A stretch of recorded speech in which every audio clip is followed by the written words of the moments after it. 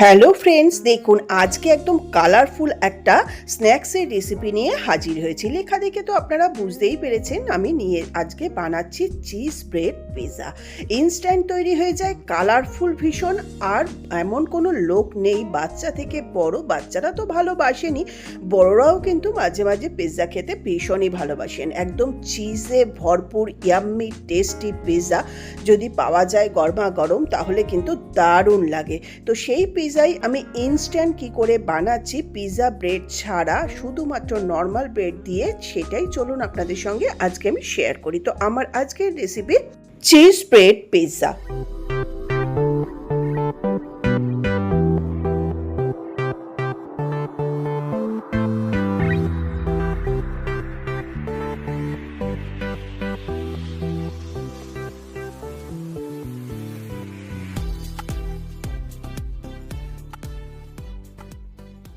নমস্কার বন্ধুরা, রসে বসে বাঙালিয়ানাতে আমি সুজাতা সবাইকে জানাই সুস্বাগতম।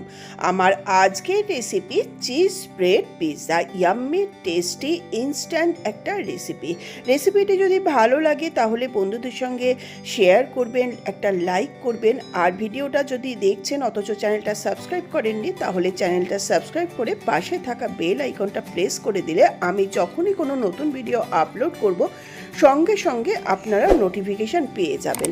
তো আর দেরি কিসের, চ্যানেলটা সাবস্ক্রাইব করে পাশে থাকা বেল আইকনটা প্রেস করে দিলে আমি নিজেকে ধন্য মনে করব। তাহলে আর দেরি কিসের, দেখতে থাকুন চটপট করে আমার এই ইয়াম্মি রেসিপিটি। এর জন্য আমি প্রথমেই নিয়েছি কিছুটা বোনলেস চিকেন। এখানে একটা চিকেনের বেস্ট নিয়েছি, সেইটার থেকে যতটুকু চিকেন হয়েছে ততটুকু। আপনারা যদি ব্রেড পিৎজা পরিমাণ বেশি বানান তাহলে চিকেনের পরিমাণও বাড়িয়ে নেবেন। তো আমি এখানে জাস্ট দুটো স্লাইস দিয়ে বানাবো, সেই জন্য আমি একটা ব্রেস্ট পিস নিয়েছি, সেটাই হয়তো বেশি হয়ে যাবে। নিয়েছি 20 থেকে 25টা গোলমরিচ, নিয়েছি সামান্য একটু আদা, পাতিলেবু, কাঁচা পাকা লঙ্কা, 15 থেকে 20টা রসুন আর তন্দুরি চিকেন মশলা। এই সামান্য কয়েকটা উপকরণ দিয়েই কিন্তু তৈরি হয়ে যাবে এই চিকেনের পুরটা। আর চিকেনের পুরটা এইভাবে তৈরি করে রাখলে না, ইনস্ট্যান্ট বাচ্চাদের ব্রেকফাস্ট বা ইভিনিং স্ন্যাক্স বা ইনস্ট্যান্ট কিছু বানিয়ে দেওয়া যায়।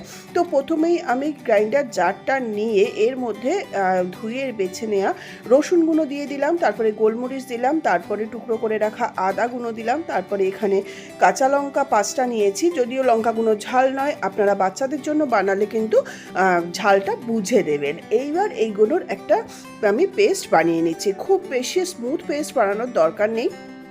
তো পেস্টটা আমার তৈরি হয়ে গেছে। এইবার আমি এটাকে ডিরেক্ট চিকেনটা আমি ধুয়েই রেখেছিলাম, সেই চিকেনের মধ্যে ডিরেক্ট আমি নিয়ে নিচ্ছি। তো আমি দেখুন কেমন, মানে যাকে বলে দরদরা পেস্ট বা মানে আধ ভাঙা মতন, সেরকম নিয়ে নিলাম। এরপরে আমি এখানে যে তন্দুরি চিকেন মশলা নিয়েছিলাম, সেই চিকেন মশলা বড় 1 চামচ দিয়ে দিলাম। তারপরে যে হাফ পাতিলেবু নিয়েছি, সেই পাতিলেবুর রসটা চিপে দিলাম।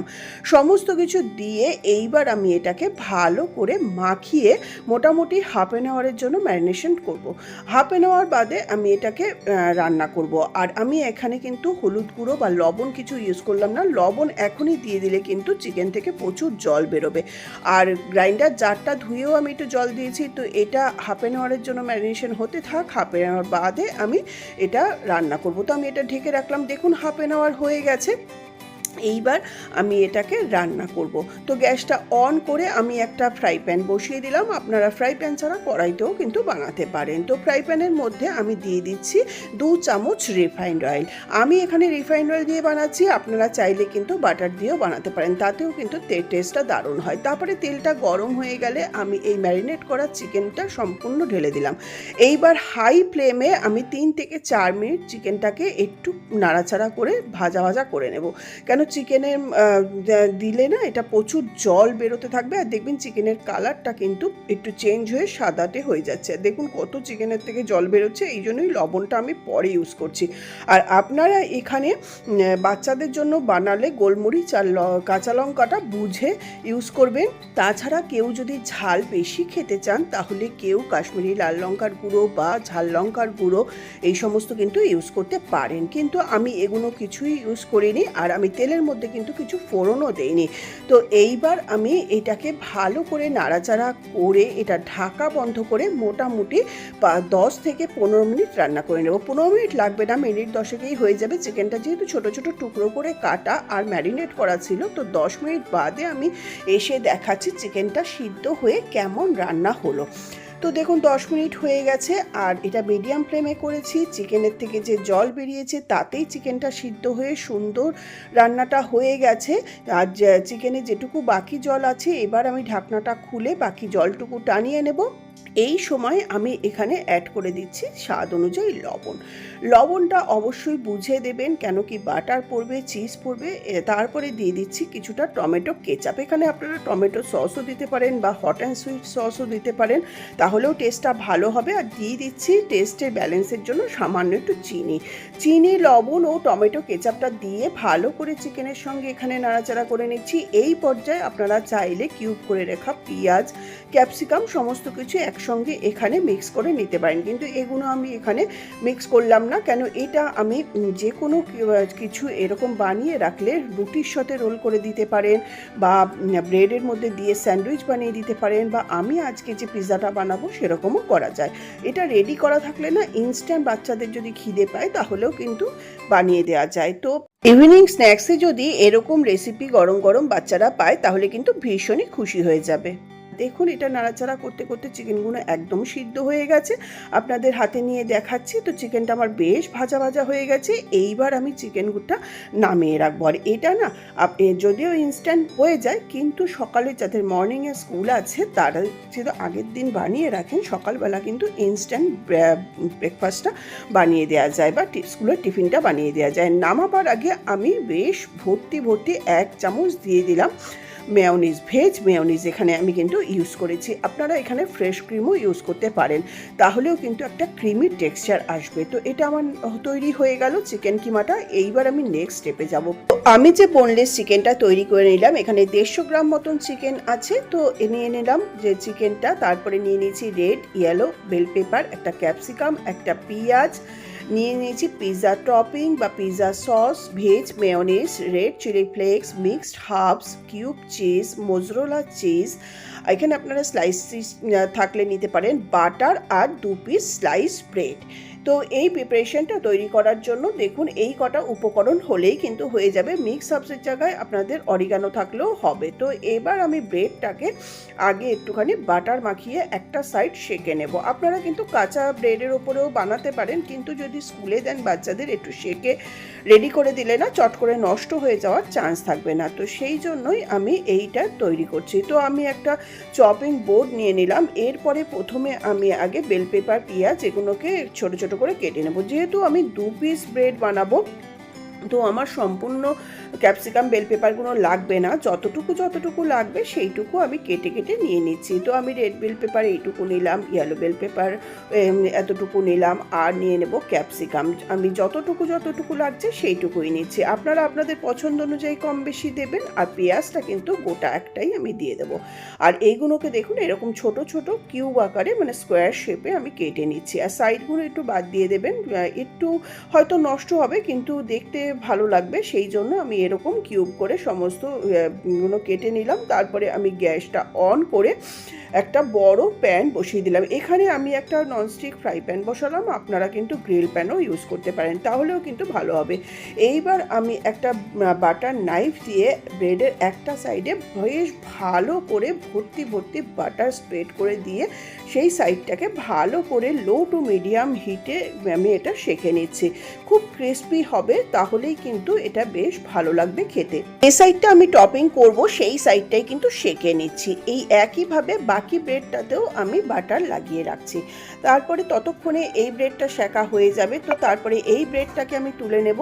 দেখুন প্রথম ব্রেডটা আমার একদম সুন্দরভাবে টোস্ট করে নেওয়া হয়ে গেল। এই প্রথম ব্রেডটা তুলে একইভাবে সেকেন্ড ব্রেডটাকেও কিন্তু আমি টোস্ট করে নেব। আপনারা যতটা কড়া খাবেন ততটাই টোস্ট করবেন, তো একটু সেঁকে নিলে কিন্তু এটা বেটার হয়।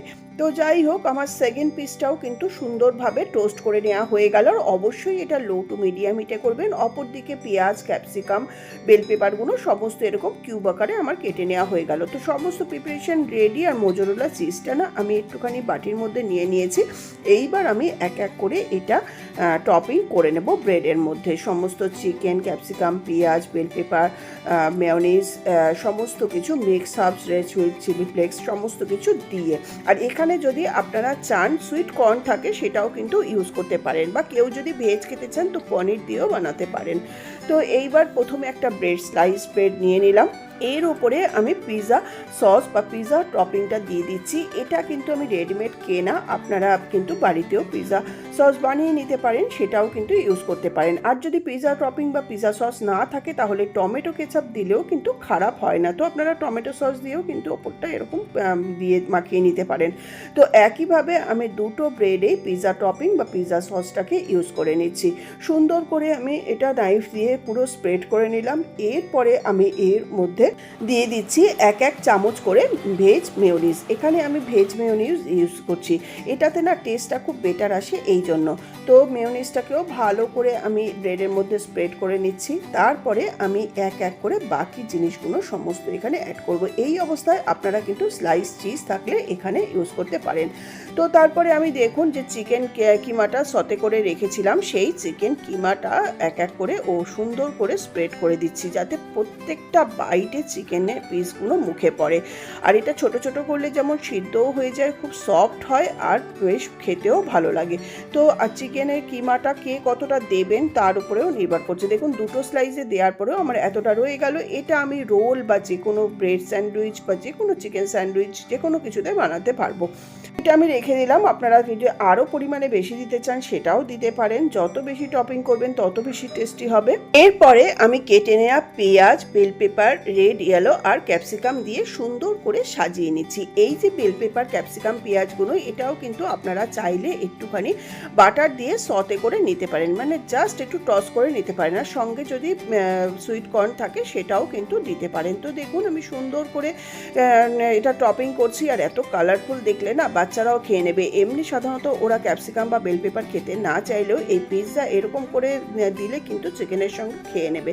তো একইভাবে দুটো ব্রেডই আমার এরকম কালারফুল করে সাজিয়ে নেওয়া হয়ে গেল। এইবার আমি ওপর থেকে ছড়িয়ে দিচ্ছি বেশ ভর্তি করে মোজারেলা চিজ। মোজারেলা চিজ না থাকলে আপনারা স্লাইস চিজও ইউজ করতে পারেন, বা কিউব চিজও দিলেও হবে। যেরকম চিজ থাকবে সেরকমই অ্যাড করবেন। তবে যেহেতু এটা পিৎজা, চিজটা একটু বেশি দিলে তবে কিন্তু টেস্টটা বেটার হয়। তো আমি আরেকটা জিনিস এখানে অ্যাড করছি, কিছুটা হাফ ক্রাশ করে এই ইনস্ট্যান্ট কিছুটা ব্ল্যাক পেপার পাউডার। এটা কিন্তু ফ্রেশ দিচ্ছি। আপনাদের কাছে ব্ল্যাক পেপার পাউডার রেডিমেড থাকলে সেটাও দিতে পারেন। তারপরে আমি দিয়ে দিচ্ছি রেড চিলি ফ্লেক্স।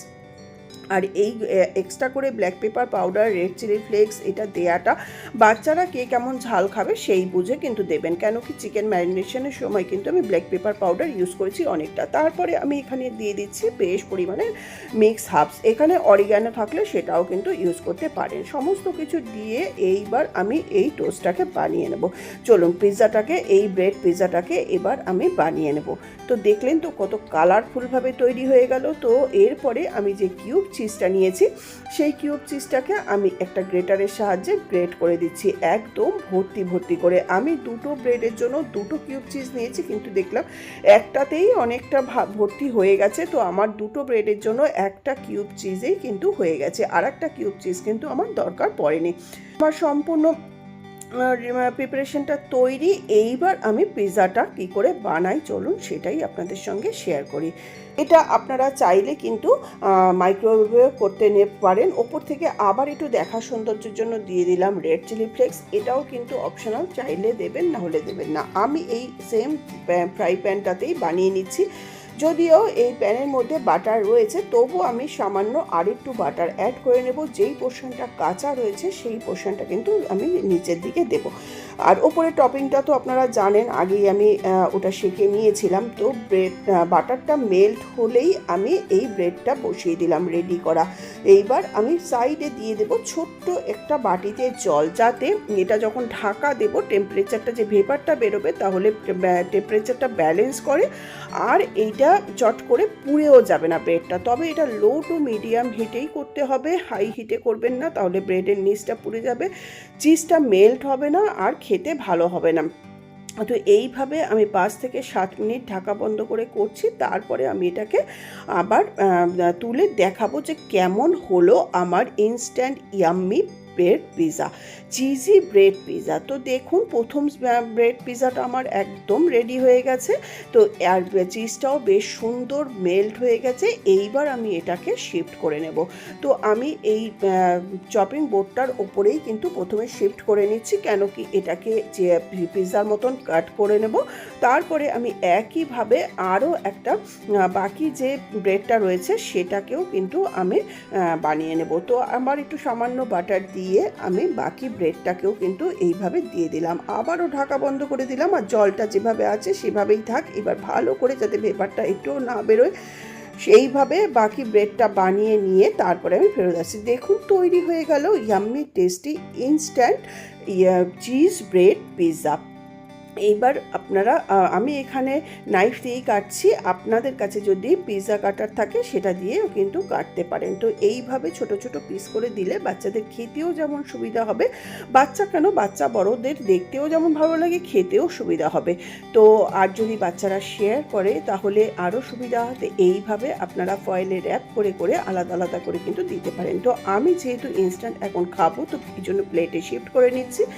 তো কেমন লাগলো আমার আজকের রেসিপি জানাতে কিন্তু ভুল করবেন না। ভিডিওটা যদি এতটুকু ভালো লাগে তাহলে ভিডিওটা লাইক করবেন, বন্ধুদের সঙ্গে শেয়ার করবেন ও চ্যানেলটাকে সাবস্ক্রাইব করে পাশে থাকা বেল আইকনটা প্রেস করে দিলে আমি নিজেকে ধন্য মনে করব। আর এই ভিডিওটা বানানোর দুটো উদ্দেশ্য, প্রথম কথা আমার ছেলেও এটা বানানো শিখে যাবে, আর দ্বিতীয় কথা হলো যে আমার বড়দি মানে যেটা তো বড়দির চায়ের ছেলে ওর বাচ্চাকে স্কুলে টিফিন দেওয়ার জন্য আমাকে রিকোয়েস্ট করেছিল, মাসি কিছু ব্রেকফাস্ট রেসিপি বা টিফিনের রেসিপি শেয়ার করো। তো তার জন্য মানে ওর নাম হলো স্বপ্না, তো ওই স্বপ্নার জন্য আমি এই রেসিপিটা শেয়ার করলাম। তো আজকের মতন ভিডিওটা এই পর্যন্তই, আবার আসবো নতুন কোনো ভিডিও নিয়ে নতুনভাবে। আমি রসে বসে বাঙালিয়ানা সুজাতা। ততক্ষণ আপনারা ভালো থাকবেন, সুস্থ থাকবেন, দেখতে থাকবেন আমার চ্যানেল। আমার একদিন শর্টস আসে আর একদিন কিন্তু বড় ভিডিও আসে, আর নানা রকমের ঘোরা ফেরা পুজো পাঠের ভিডিও কিন্তু আসতে থাকে একের পর এক। তো সামনে পুজো আসছে, আরও নতুন নতুন ভিডিও আপনারা দেখতে পারবেন। তো আজকের মতন বাই, নমস্কার, ধন্যবাদ।